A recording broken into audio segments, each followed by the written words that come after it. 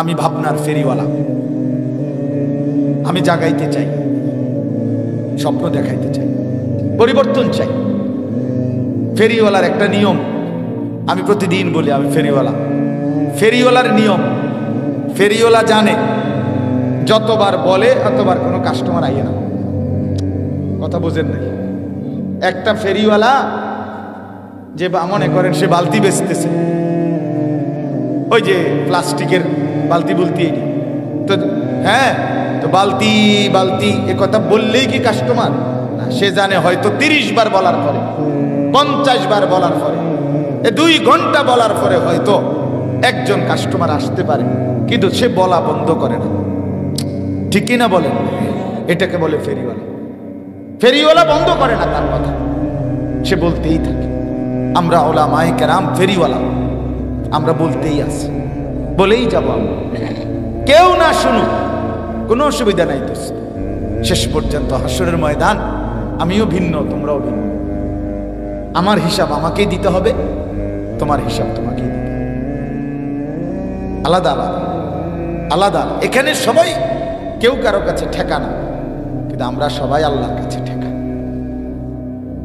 আজকে আপনি আমারে পাশ কাটাইয়া যাইতে পারবেন, আমি আপনারে পাশ কাটাইয়া যাইতে পারবো, কিন্তু আখিরাত, কবর, মৃত্যু, কথা বলেন না কেন? হাসলেও মরে যাবেন যুবক, হাসলেও মরে যাবেন, কাঁদলেও মরে যাবেন। সুখে যে আছে সেও মরে যাবে, দুঃখে যে আসে সেও মরে যাবে।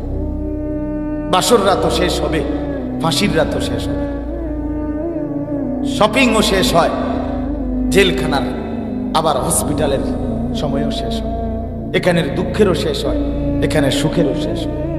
কিন্তু আখিরাতে তো তার কসম, আল্লাহ কোরআনে বলছে, বান্দা একবার হাসলে আর কোনোদিন কাঁদতে হবে না, একবার কাঁদলে আর কোনোদিন হাসতে পারবে না। আফামা নাহনু বিমাইয়িতিন, কোরআনে আছে জান্নাতীরা জাহান্নামীকে বলবে, দেখে হে আল্লাহর বান্দা, তোমারও আর কোনোদিন মৃত্যু হবে না, আমারও আর কোনোদিন মৃত্যু হবে না, কাজেই আমি জান্নাতে আমার সুখের আর শেষ নাই, তুমি জাহান্নামে তোমারও আর দুঃখের শেষ নাই। দুনিয়াতে তো আমরা বলি এটা, যার দেখতাম না আপনি মাতবরি করেন, কতক্ষণ কতক্ষণ দেখতাম না, কতক্ষণ টাকার গরম, কতক্ষণ মুখের হাসি। এই এটা ঠিক আছে, দুনিয়ায় হইতে পারে, এই ছিল টাকার গরম, এখন পথের ফকির, এমন হইতে পারে না? আমি 10 বছর টানা এক উপজেলার সামনে দিয়া জুমার নামাজ পড়াইতে গেছি। এই উপজেলার মেইন যে জায়গাটা, 0 পয়েন্ট, মানে উপজেলার মেইন যে জায়গাটা, 4 রাস্তার মোড়, এর আশেপাশে প্রতিটা ভবন, বিল্ডিং এ, দালানে, ওয়ালে, ব্যানারে, ফেস্টুনে 10 বছর ধরে যার ছবি দেখছি, একটা কোনা বাকি ছিল না। রবিবারে ইলেকশন হইল, আগে শুক্রবারেও দেখে গেছে, রবিবারে ভোট হইল, ওই যে 7 তারিখ, তো ওই উনি হারিয়ে গেছে, স্বতন্ত্র প্রার্থী জিতছে। এখন রবিবারের পরে যে শুক্রবারটা, মানে আইলো না একটা শুক্রবার, আবার এই শুক্রবার দিন ওইখান দিয়ে যাইবার সময়, ওইটা উপজেলার মেন প্রফার, তো এনে তো একটু জ্যাম বাজে, কথা বুঝছেন কিনা? তা আমি চারদিকে তাকাইয়া দেখলাম, হায়, বাড়ি সালাম দিয়েও আর ওই হেবডার একটা পোস্টার, ব্যানার, একটা চিহ্ন পর্যন্ত আমার মনে বাড়ি সালাম দিয়া খুঁজা মুচা, কিচ্ছু নেই। এখানে যে লোকটা ছিল গত 15 বছর, এই নাম নিশানা, এর নাম দুনিয়া। তো এই জন্য বললাম আপনাদের কাছে অনুরোধ, বন্ধু, দুনিয়া, আমি সবসময় বলি দুনিয়া স্বার্থপর, কেউরে মনে রাখে না, শুধু শুধু শুধু শুধু শুধু শুধু, এই বাবা, শুধু শুধু মুরব্বী চাচা 60 বছর যেই মেহনত করে মাথার ঘাম পায়ে ফেলে সত্য মিথ্যা, হালাল হারাম, সুদ ঘুষ চুরি দুর্নীতি, মিথ্যা ধোকা, অবৈধ উপার্জন, কিস্তি, ওজনে কম দিয়া ঠকাইয়া প্রতারণা করে 2 হাতে কারাকারি করে কামরা কামড়ি করে যেই দুনিয়া সাজাইলেন, আল্লাহর কসম এই দুনিয়া আপনারে ভুলে যাবে, এই স্ত্রী সন্তান আপনাকে ভুলে যাবে। এরা মনে রাখবে না, এরা মনে রাখবে। এই খাট পালক সোফা ফার্নিচার পরবর্তী 20 বছরের ব্যবধানে আপনার চিহ্ন থাকবে না।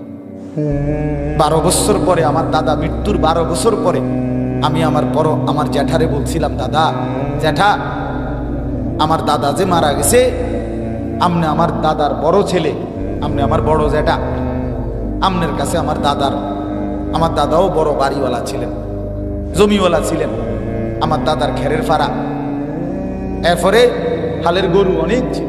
আগের দিনে পয়সাওয়ালা চিনত এই দুই জিনিস দিয়া, হ্যাঁ, গৃহস্থ খেরের ফাড়া কয়তো, আর হলো কি হালের গরু। হালের গরু দেখলে মানুষ বুঝতো যে এরা বা কিওয়ালা, পয়সাওয়ালা। খেরের ফাড়া দেখলে চিনত। অনেক কিছু ছিল দাদা।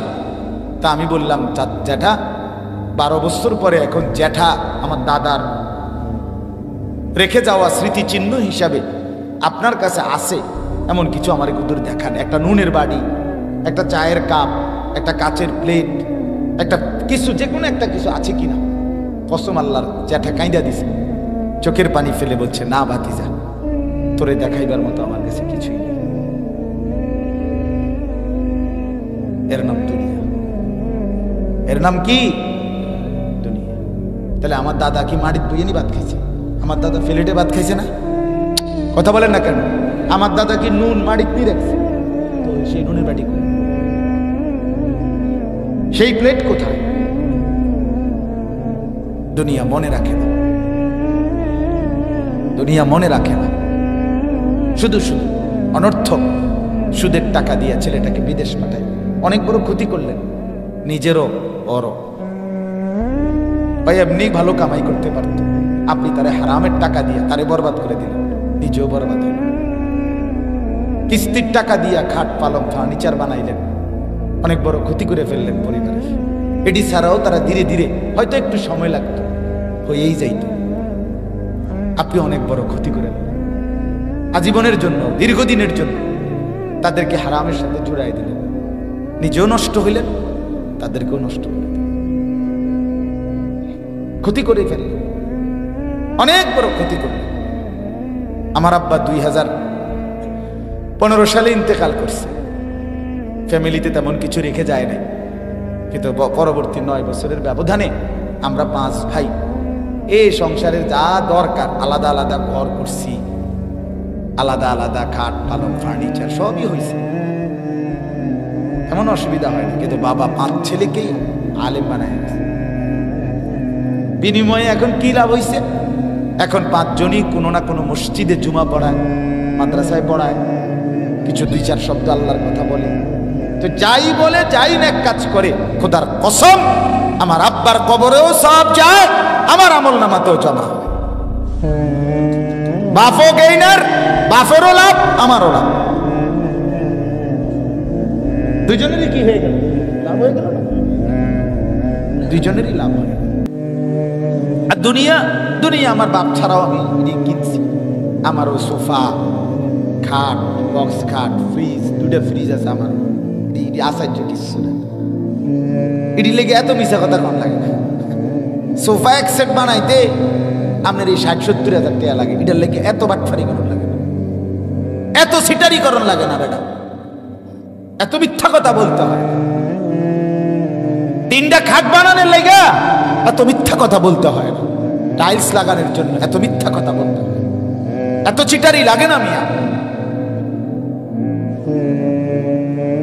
আমরা ভুল করছি, আমরা হায়াত, আমরা আমাদের জিন্দেগি, আমাদের সময় ইচ্ছা করে অনর্থক না বুঝে অবহেলায় শেষ করে দিলাম।